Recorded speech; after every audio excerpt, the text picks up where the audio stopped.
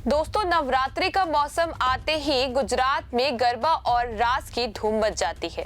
रंग बिरंगे चनिया चोली में सजी महिलाएं और पुरुष मां दुर्गा की भक्ति में डूबकर नाचते हैं।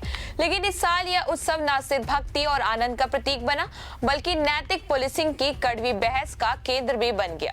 जी हाँ दोस्तों, वडोदरा के एक बड़े गरबा आयोजन में एक एनआरआई दंपति के किस करने का वीडियो वायरल होने के बाद उठे विवाद ने पूरे गुजरात को हिला दिया। इसी बीच गुजराती साहित्य के प्रसिद्ध लेखक जय वसावड़ा ने सोशल मीडिया प्लेटफॉर्म एक्स पर एक वीडियो पोस्ट कर उन्होंने कहा कि कुछ लोग बिना ग्रंथों का ज्ञान किए ही दूसरों की जिंदगी में दखल दे रहे हैं। वहीं यह बयान न सिर्फ वर्तमान विवाद को छूता है, बल्कि गुजराती संस्कृति की उदारता है और सनातन धर्म की स्वतंत्र भावना को फिर से जिंदा करता है। बता दें कि 28 सितंबर को जय वसावड़ा ने एक्स पर एक 3 मिनट का वीडियो पोस्ट किया और लिखा कि बारिश के कारण गरबा रुकने पर लोगों को फुर्सत मिली है, इसलिए वे कहते हैं कि बस 2-3 मिनट फलफो सुनो कि हमारे एक पुराने गरबे में सभी लिंगों के लिए समान राजनीति का कैसा अल्ट्रा मॉडर्न मैसेज दिया गया है। वीडियो का मुख्य फोकस गरबा में महिलाओं की ताकत और रिश्तों की स्वतंत्रता पर है। जय वसावड़ा कहते हैं कि कुछ आधे अधूरे मन वाले लोग आजकल बैठकर शोर मचाने में माहिर हो गए हैं।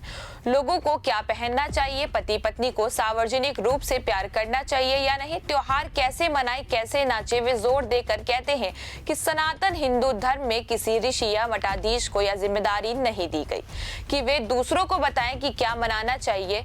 फिर जिन लोगों ने उपनिषद या संस्कृत ग्रंथ पढ़े या देखे भी नहीं, वे तालिबान के नकलची बन गए हैं। यह बयान वीडियो की सबसे तीखी टिप्पणी है। वे आगे कहते हैं कि तालिबान बने लोगों के लिए मानो उनकी अपनी मर्यादा ही देश में कानून की बजाय नियम है।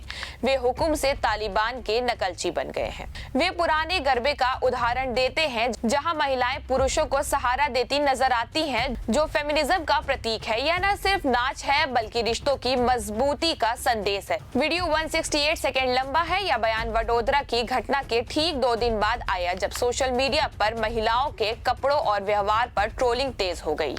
आपको बता दें कि विवाद की शुरुआत 26 सितंबर को वडोदरा के यूनाइटेड वे गरबा ग्राउंड्स में हुई। एक ऑस्ट्रेलिया से आए एनआरआई दंपति गरबा नाच रहे थे। वीडियो में पुरुष साथी महिला को उठाकर होठों पर चुंबन देता दिखा। यह क्लिप सोशल मीडिया पर वायरल हो गई और लोगों ने इसे अनुचित बताकर आलोचना की। आयोजकों ने दंपति को माफी मांगने को कहा, जिसके बाद वे ऑस्ट्रेलिया लौट आए। लाइव मिंट ने बताया कि वीडियो के बाद आयोजकों पर एफआईआर का दबाव बना, लेकिन पुलिस ने कोई कार्रवाई नहीं की। वहीं कुछ ने इसे पश्चिम संस्कृति का घुसपैठ कहा। आयोजकों का बयान है कि वह हमारे आयोजन की मर्यादा के खिलाफ था। हम पारंपरिक मूल्यों का पालन करते हैं। गुलटे की रिपोर्ट कहती है कि दंपति ने नाच के जोश में ऐसा किया, लेकिन ट्रोलिंग से डरकर देश छोड़ दिया।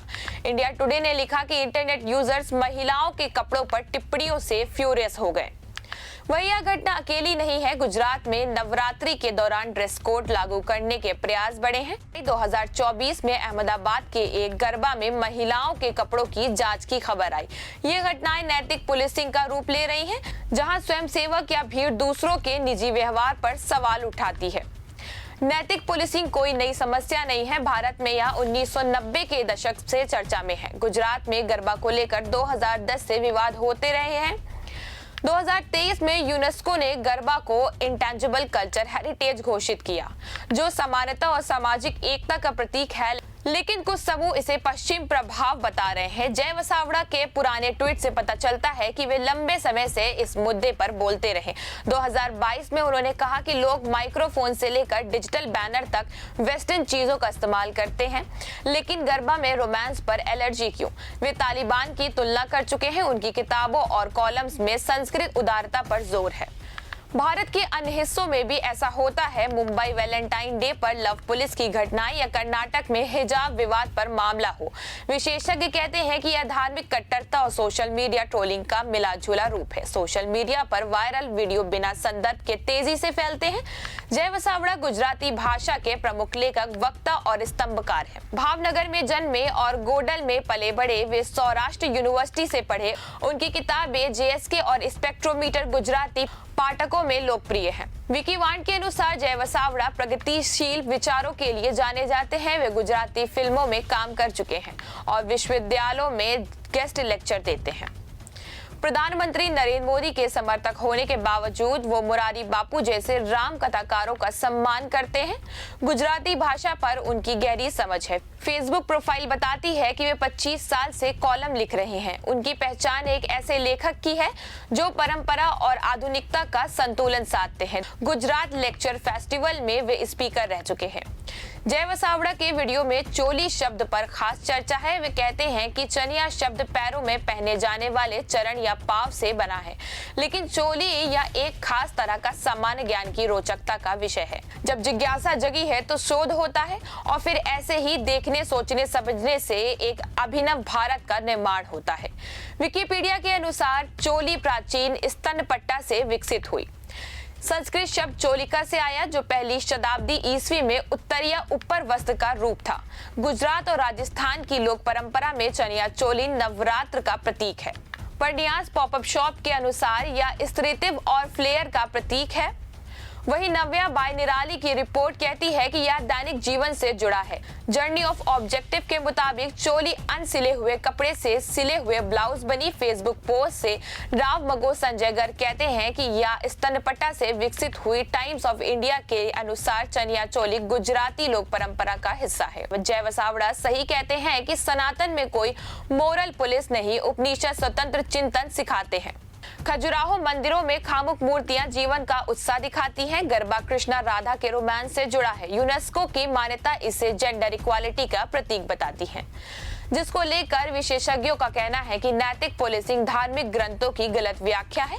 यह तालिबान जैसी कट्टरता लाती है जो हिंदू धर्म की उदारता के विपरीत है। जय वसावड़ा के शब्दों में दूसरों का मालिक बनने की चाहत रखने वाले, छोटी सोच वाले लोग भारत को महाशक्ति नहीं बना सकते। गुजरात में 2024 नवरात्र में सूरत के गरबा में ड्रेस कोड विवाद हुआ। सोशल मीडिया पर महिलाओं के वीडियो ट्रोल हुए। राष्ट्रीय स्तर पर 2023 में बेंगलोर में पब कल्चर पर हमले हुए। ये घटनाएं महिलाओं की स्वतंत्रता को प्रभावित करती हैं। आपको बता दें कि जय वसावड़ा का बयान गरबा को सिर्फ नाच नहीं बल्कि विचार का मंच बनाता है। वडोदरा विवाद दुखद है, लेकिन यह हमें सोचने पर मजबूर करता है। सनातन की जड़ें उदार हैं, जिज्ञासा, प्रेम और स्वतंत्रता है। वही इस पर आपकी क्या राय है, हमें कमेंट करके जरूर बताएं। फिलहाल के लिए इस खबर में इतना ही। ऐसी ही तमाम बड़ी खबरों के लिए बने रहिए और देखते रहिए 4 PM गुजरात। धन्यवाद।